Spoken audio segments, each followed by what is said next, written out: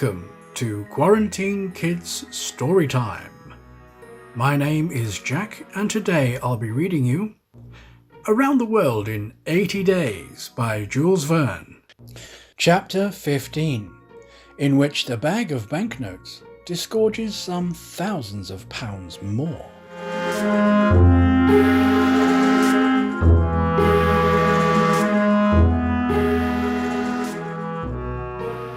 The train entered the station, and Passepartout, jumping out first, was followed by Mr. Fogg, who assisted his fair companion to descend.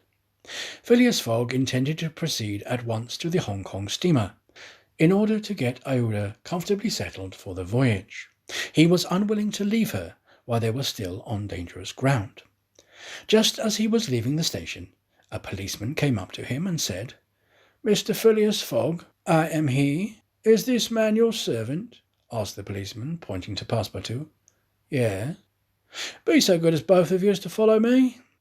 Mr. Fogg betrayed no surprise whatsoever. The policeman was a representative of the law, and the law is sacred to an Englishman.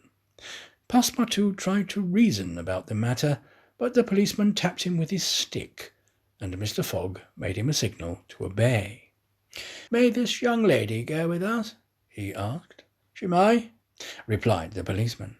Mr. Fogg, Aouda, and Passepartout were conducted to a palkigari, a sort of four-wheeled carriage drawn by two horses, in which they took their places and were driven away. No one spoke during the 20 minutes which elapsed before they reached their destination. They first passed through the Black Town, with its narrow streets, its miserable, dirty huts and squalid population, then through the European Town, which presented a relief in its bright brick mansions, shaded by coconut trees and bristling with masts, where, although it was early morning, elegantly dressed horsemen and handsome equipages were passing back and forth. The carriage stopped before a modest-looking house, which, however, did not have the appearance of a private mansion. The policeman, having requested his prisoners, for so truly they might have been called, to descend, conducted them into a room with barred windows, and said, "You will appear before Judge Obadiah at 8:30. He retired and closed the door. "Why, we are prisoners!" exclaimed Passepartout, falling into a chair. Aouda, with an emotion she tried to conceal, said to Mr. Fogg, "Sir, you must leave me to my fate. It is on my account you receive this treatment. It is for saving me." Phileas Fogg contented himself saying it was impossible. It was quite unlikely that he should be arrested for preventing a suttee. The complainants would not dare present themselves with such a charge. There was some mistake.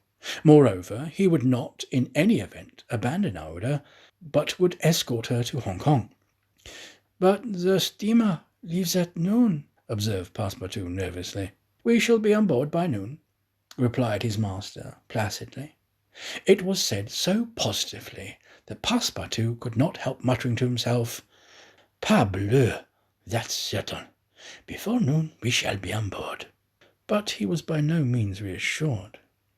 At 8:30 the door opened, the policeman appeared, and, requesting them to follow him, led the way to an adjoining hall. It was evidently a courtroom, and a crowd of Europeans and natives already occupied the rear of the apartment. Mr. Fogg and his two companions took their places at a bench opposite the desks of the magistrate and his clerk. Immediately after, Judge Obadiah, a fat, round man, followed by a clerk, entered. He proceeded to take down a wig which was hanging on a nail, and put it hurriedly on his head. "The first case," said he. Then, putting his hand on his head, he exclaimed, "Hey, this is not my wig." "No, your worship," returned the clerk. "It is mine." "My dear Mr. Oysterpuff, how can a judge give a wise sentence in a clerk's wig?" The wigs were exchanged. Passepartout was getting nervous, for the hands of the face of the big clock over the judge seemed to go round with terrible rapidity. "The first case," repeated Judge Obadiah. "Phileas Fogg," demanded Oysterpuff. "I am here," replied Mr. Fogg. "Passepartout," Présent, responded Passepartout. Good, said the judge. You have been looked for, prisoners for 2 days on the trains from Bombay. But what are we accused? Asked Passepartout impatiently. You're about to be informed. I am an English subject, sir, said Mr. Fogg, and I have the right. Have you been ill-treated? Not at all. Very well, let the complainants come in. The door was swung open by the order of the judge, and 3 Indian priests entered. That's it, muttered Passepartout. These are the rogues who are going to burn our young lady. The priests took their places in front of the judge, and the clerk proceeded to read in a loud voice a complaint of sacrilege against Phileas Fogg and his servant, who were accused of having violated a place held consecrated by the Brahmin religion. You hear the charge? Asked the judge. Yes, sir, replied Mr. Fogg, consulting his watch. And I admit it. You admit it? I admit it, and I wish to hear these priests admit in their turn what they were going to do at the pagoda of Pillaji. The priests looked at each other. They did not seem to understand what was said. Yes, cried Passepartout warmly. At the pagoda of Pillaji, where they were on the point of burning their victim. The judge stared with astonishment, and the priests were stupefied.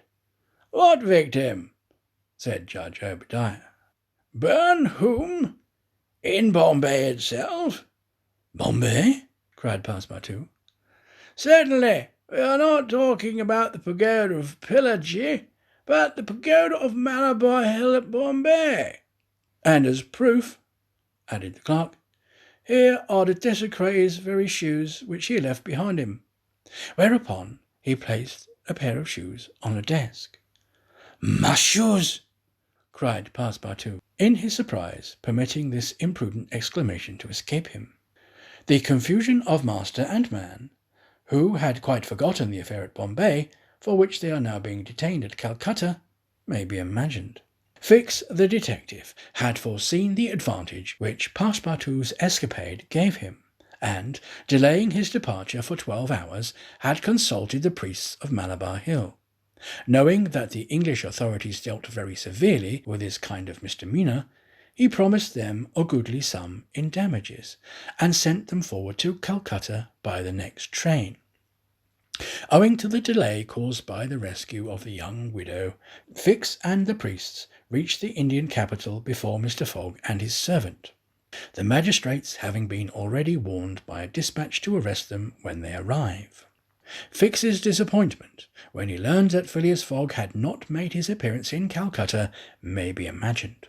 He made up his mind that the robber had stopped somewhere on the route and had taken refuge in the southern provinces. For 24 hours, Fix watched the station with feverish anxiety. At last he was rewarded by seeing Mr. Fogg and Passepartout arrive, accompanied by a young woman, whose presence he was wholly at loss to explain. He hastened for a policeman, and this is how the party came to be arrested and brought before Judge Obadiah.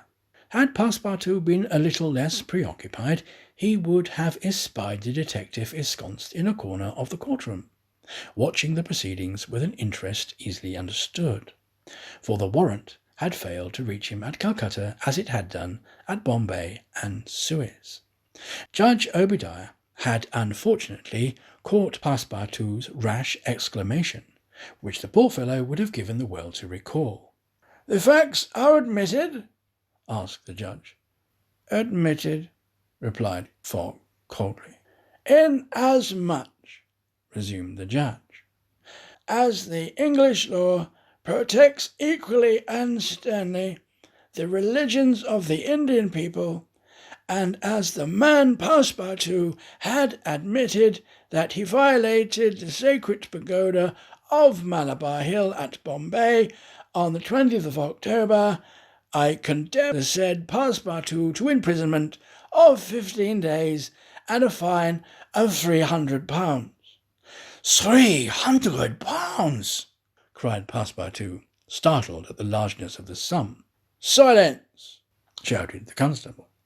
"And inasmuch," continued the judge, "as it is not proved that the act was not done by the connivance of the master with the servant, and as the master in any case must be held responsible for the acts of his paid servant, I condemn Phileas Fogg to a week's imprisonment and a fine of £150.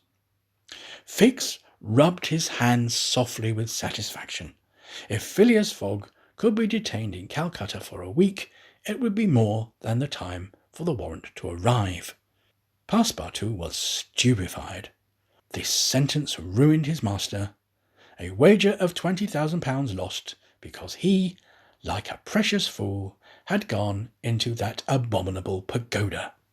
Phileas Fogg, as self-composed as if the judgment did not at least concern him, did not even lift his eyebrows while it was being pronounced. Just as after the clerk was calling the next case, he rose and said, "I offer bail." "You have the right," returned the judge. Fix's blood ran cold, but he resumed his composure when he heard the judge announce the bail required for each prisoner would be £1,000. "I will pay it at once," said Mr. Fogg, taking a roll of bank bills from the carpet-bag which Passepartout had by him, and placing them on the clerk's desk. "This sum will be released to you upon your release from prison," said the judge. "Meanwhile, you are liberated on bail." "Come," said Phileas Fogg to his servant. "But let them at least give me back my shoes," cried Passepartout angrily. "Ah, these are pretty dear shoes," he muttered as they were handed to him.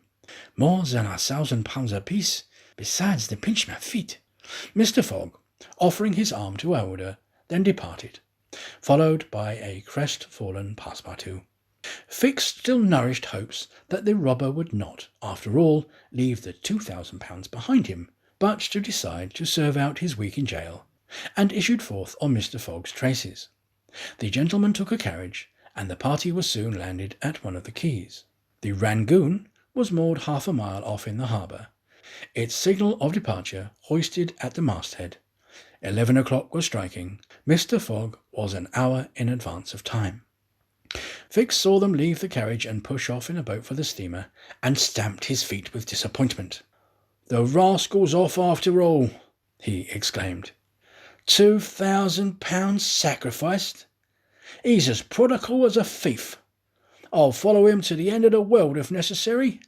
But, at the rate he is going on, the stolen money will soon be exhausted.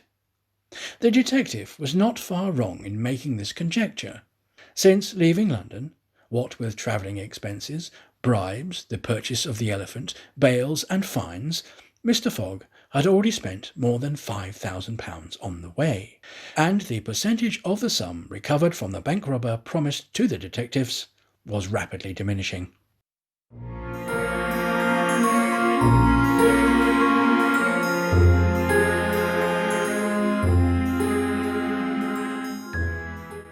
That was Chapter 15 of Around the World in 80 Days by Jules Verne, read by me, Jack, for Quarantine Kids Story Time.